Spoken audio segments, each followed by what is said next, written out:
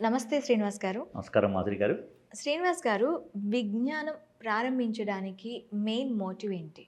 So, విజ్ఞానం అది నాకు నేను స్వతహాగా ఫస్ట్ హెల్ప్ చేయడానికి మొదలెట్టిన టూల్. మీకు మీరు హెల్ప్ చేసుకోవడానికి. ఎందుకంటే నేను గుడికి వెళ్తున్నప్పుడు స్తోత్రాలు చదువుతున్నప్పుడు నాకు పుస్తకం దొరకలేదు. అది ఏ ఏ ఏ వెర్షన్‌లో ఉంది, పుస్తకానికి వేరియేషన్స్ ఉన్నాయి. నాకు కరెక్ట్‌గా దొరకట్లేదని అది ఒరిజినల్‌గా వెబ్‌సైట్‌లో మొదలెట్టి ఆ తర్వాత ఫస్ట్ తెలుగులో మొదలెట్టి, తర్వాత వేరే భాషల్లో కూడా యాడ్ చేసి, తర్వాత యూజర్ ఫీడ్‌బ్యాక్స్‌తో కొత్త కొత్త ఎడిషనల్ స్తోత్రాలు యాడ్ చేసి అది ఈ స్టేజ్‌కొచ్చింది. కానీ స్వతహాగా మొదలైంది ఒక ప్రాబ్లమ్. నాకొక ప్రాబ్లమ్ వచ్చింది. ఎందుకంటే అది నాకు దగ్గర పుస్తకం లేదు. నాకు దొరకాలి. అది పర్టిక్యులర్‌గా వేరే దగ్గర వాళ్ళ నుంచి బారో చేసుకున్నాను. మళ్ళీ వాళ్ళకి తిరిగిచ్చేయాలి.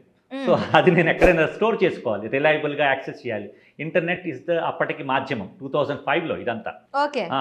అప్పటికి ఇంటర్నెట్ అప్పుడప్పుడే వస్తోంది. గూగుల్ కూడా అప్పుడప్పుడే వస్తోంది. ఆ బ్లాగ్ పోస్ట్‌తో స్టార్ట్ అయింది ఒరిజినల్‌గా. భావయామి డాట్ బ్లాగ్ స్పాట్ అని. తర్వాత విజ్ఞానం డాట్ ఆర్గ్ 2010లో రిజిస్టర్ చేసుకున్నాం. తర్వాత 2020లో మొబైల్ యాప్స్ రిలీజ్ చేశాం. IOS and Android mobile apps. దానితో అది ఆల్రెడీ ఇప్పుడు లక్షల మంది వాడుతున్నారు. దాంతో కొత్త ఫీచర్స్ యాడ్ చేశాం. పంచాంగం, సంకల్పం ఇవన్నీ అందులో ఉన్నాయి. పండగల గురించి డీటెయిల్స్ ఉన్నాయి. సో, అలాగా కొత్త కొత్త ఫీచర్స్ యూజర్స్ ఫీడ్‌బ్యాక్ ద్వారా కొత్తవి యాడ్ చేస్తూ అలా ముందుకు వెళ్తున్నాం. ఓకే. ఆ! సో, ఇప్పుడు ఎంతమంది సబ్‌స్క్రైబర్స్ ఉన్నారు సార్ దానికి? సో, ఇప్పుడు వెబ్‌సైట్‌లో అయితే ఆల్మోస్ట్ నెలకి 2 మిలియన్స్ 3 మిలియన్స్ ద్వారా వరకు జనాలొస్తున్నారు.